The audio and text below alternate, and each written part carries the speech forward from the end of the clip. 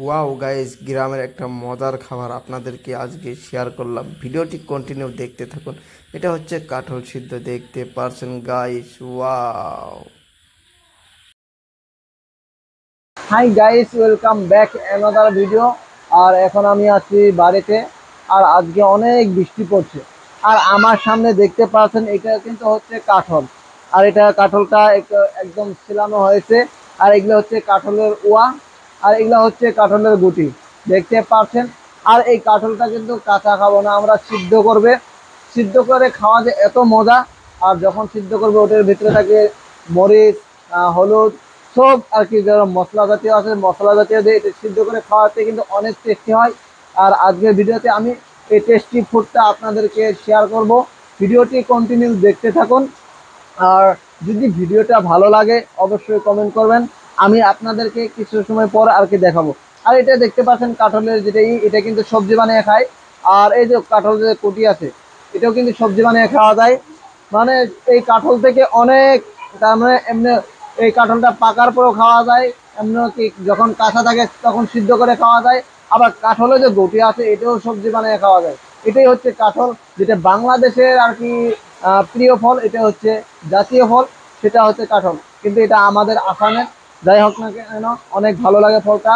হয়তো আপনারা খান না খান না, যাতে হোক আপনারা আমাকে কমেন্ট করে জানাবেন।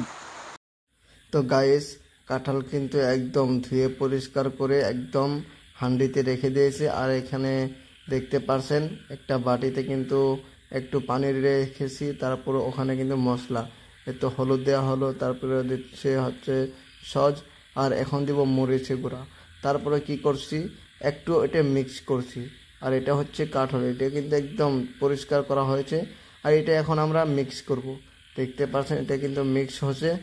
আর তারপরে কি করব, এই মিক্স পানিটা এটার ভিতরে আমরা কি করব, ঢেলে দেব। দেখতে পাচ্ছেন ঢেলে দেওয়া হয়েছে।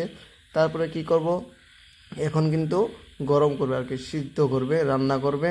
তারপরে যে এত সুন্দর খেতে টেস্ট গাইস, দেখতে পারবেন। আমি একটু পরে কিন্তু দেখাচ্ছি। তো গাইস, আমাদের কাঁঠাল কিন্তু সিজানো হয়ে গেছে। বাড়িতে আপনারা রান্না করে কিন্তু অনেক ভালো লেগেছে। আর এখানে সবাই খাবার জন্য রেডি হয়ে গেছে। তার আগে আমরা কিন্তু কাঁঠালটা একদম কলা পাতার ভেতরে একদম ঢেলে দিয়েছি। আর এখানে এখন ঠান্ডা হবে। এখানে দেখতে পাচ্ছেন আমার খালাতো ভাই, মামাতো ভাই সবাই কিন্তু বসে থেকে খাচ্ছে। আর এটা হচ্ছে আমার নানা, আমিওরাও খাচ্ছি। আর তো খাওয়া কিন্তু অনেক টেস্ট লাগে, যার জন্য আপনাদের কাছে শেয়ার করলাম। এদিকে আমার মামাতো বোনও খাচ্ছে, দেখতে পারছেন। ওয়াও গাইস, তো আপনি চাইলে আপনিও এমন করে রান্না করে খেতে পারেন। এদিকে দেখতে পারবেন আমার মামাতো ভাই কেমন করে খাচ্ছে। ওয়াও গাইস, তো সবাই ভালো থাকবে।